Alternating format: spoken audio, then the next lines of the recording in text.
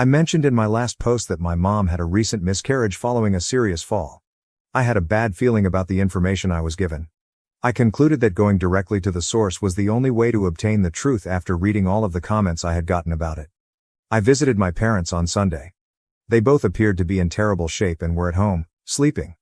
In addition to using crutches to walk more than a few steps, my mom appeared to be very exhausted.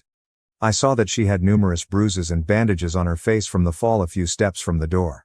My father, to find out how he appeared, read my previous post's depiction of him following the thrashing I inflicted. When I arrived, my parents were blown away. I insisted on knowing if there was ever a baby or if this was all a pathetic attempt to coerce me into returning home. After what happened, my dad claimed I had a lot of guts to show there and let myself in. However, my mother sobbed as she revealed that she had actually been pregnant. She stumbled into the bedroom and picked up a little urn that seemed really elaborate. It was filled with ashes.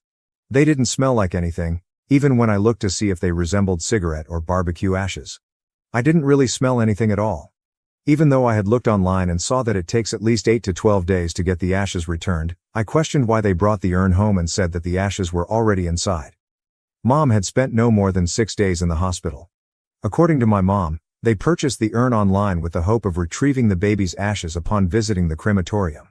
They simply waited till they could retrieve the ashes a few days later and then went out to get drunk because they were so distraught that they couldn't bring the kid home yet. Mom said she begged the crematorium to do things a little faster. Her eyes were filled with real tears. Although I've witnessed her crocodile tears numerous times, this one didn't appear to be that. I learned more about my mother's fall and what transpired. She was late for her appointment with her physician, an OB/GYN, or whatever they are called.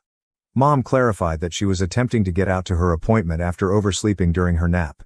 Then, as she attempted to down the stairs, she slipped on a toy. About 3 years ago, the porch's guardrails deteriorated and snapped off, and Dad never restored or repaired them. Mom had nothing to cling to then. She fell straight off the porch, hitting the ground with her face and belly first. She even showed me the marks from her landing all over her stomach. She informed me that the child would have been a male. There would have been one more brother in addition to my 2 brothers and 2 sisters.